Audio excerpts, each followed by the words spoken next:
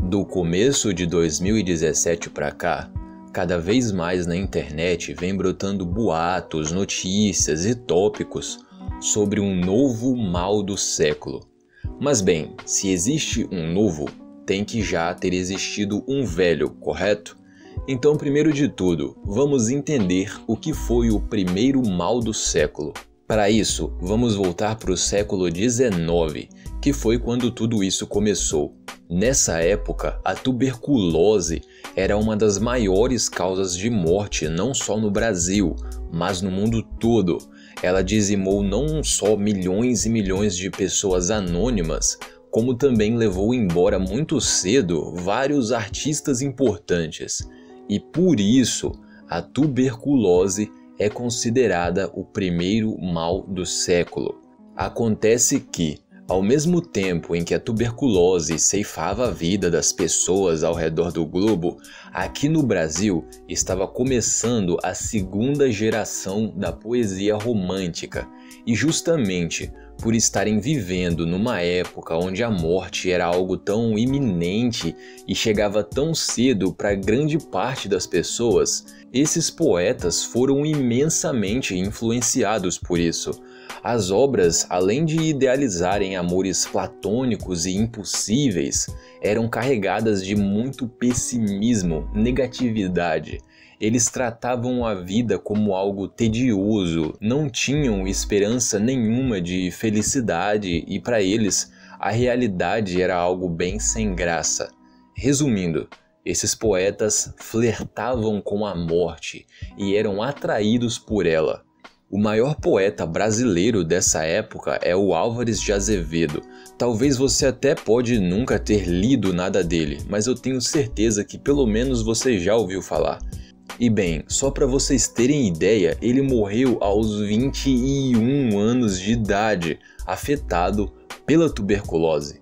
Os poetas brasileiros em geral dessa época eram muito influenciados pelo Lord Byron, um outro poeta, só que inglês, que também morreu de tuberculose do outro lado do mundo.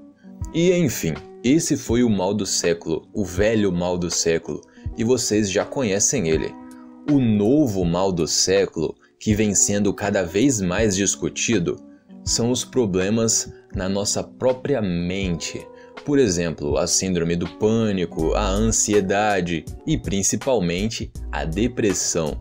A Organização Mundial da Saúde apontou a depressão como tema principal nesse ano, 2017, o que ajudou a colocar o novo mal do século ainda mais em foco. E assim chegamos numa pergunta bem simples que devemos fazer para qualquer coisa, se tivermos oportunidade. A pergunta é: por quê? Por que esses problemas psicológicos estão sendo considerados o novo mal do século? Chegamos então no assunto principal do nosso vídeo, a solidão urbana. Óbvio que esses problemas psicológicos, podem surgir de traumas graves, longos períodos de tristeza ou até mesmo simplesmente do nada. Porém, o ponto que eu gostaria de discutir hoje com vocês é a solidão urbana. O fato de estarmos dentro da selva de pedra, rodeados de milhares e milhares de pessoas e mais conectados do que nunca, e mesmo assim ainda termos aquela sensação às vezes de estarmos sozinhos. Primeiro de tudo, eu não posso e muito menos quero ser injusto com a tal solidão urbana. Cada um tem o seu jeito de lidar com ela. Eu particularmente adoro. Algumas pinturas de um artista chamado Edward Hopper representam de maneira perfeita essa minha visão positiva da solidão urbana. Vou deixar passando algumas pinturas dele aí no vídeo enquanto eu falo.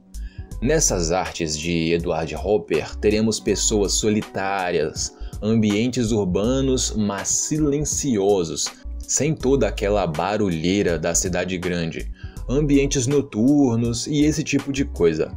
Para mim, elas passam um grande sentimento de silêncio e tranquilidade. Mas o interessante é que essas pinturas podem ter interpretações diferentes de pessoa para pessoa, justamente pelo fato de cada pessoa lidar à sua maneira com a solidão urbana representada nessas pinturas do Edward Hopper. Tudo nesse mundo tem seu lado bom e ruim, e é aí que chegamos no lado negativo de toda essa história. Como eu acabei de dizer, cada pessoa tem seu jeito de lidar com a solidão urbana. Por exemplo, para algumas pessoas, ficar em casa, principalmente sozinho, pode ser a pior coisa do mundo, angustiante, e ela preferiria estar numa festa ou num lugar com muita gente. Para outras pessoas, a casa é o melhor lugar do mundo e ambientes com barulho e muita gente não são nem um pouco bem-vindos. É o meu caso. E cada caso é um caso, cada mente é um mundo diferente e cada pessoa tem a sua própria história e maneira. Mas para deixar mais claro para vocês como a solidão urbana pode ser prejudicial para uma pessoa, mais uma vez eu vou usar a arte como exemplo. Dessa vez não pinturas, mas sim um filme. Taxi Driver, de 1976. Esse filme nos apresenta Travis, um motorista de táxi vivendo na grande metrópole de Nova York.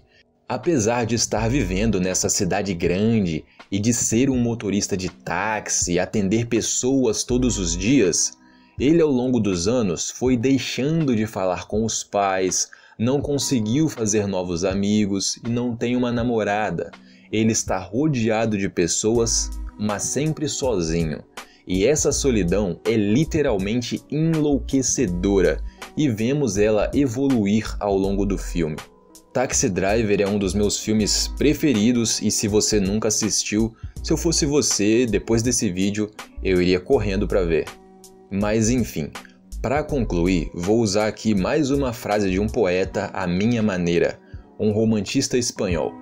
A solidão é muito bela, mas quando temos alguém por perto para compartilhar dela. Nessa frase, Gustavo Becker basicamente disse o que eu penso. A solidão é ótima. Nela eu consigo ter minhas melhores ideias para vídeos, escutar minhas músicas em paz, esse tipo de coisa. Mas tudo tem limite. A solidão, na minha opinião, além de ser necessária, ela vai aparecer de uma maneira ou de outra às vezes. Cabe a você aproveitá-la ou não. Mas se por algum acaso você acha que tá te fazendo mal, não deixe de compartilhar isso. Pedir ajuda não é nenhuma vergonha e você pode fazer isso até de maneira indireta. No mais, eu espero que tenham gostado do vídeo e eu adoraria ler a opinião de vocês sobre esse assunto aqui nos comentários. Vou responder o máximo possível também. Valeu, galera! Muito obrigado por assistirem de verdade e até a próxima. Valeu, fui!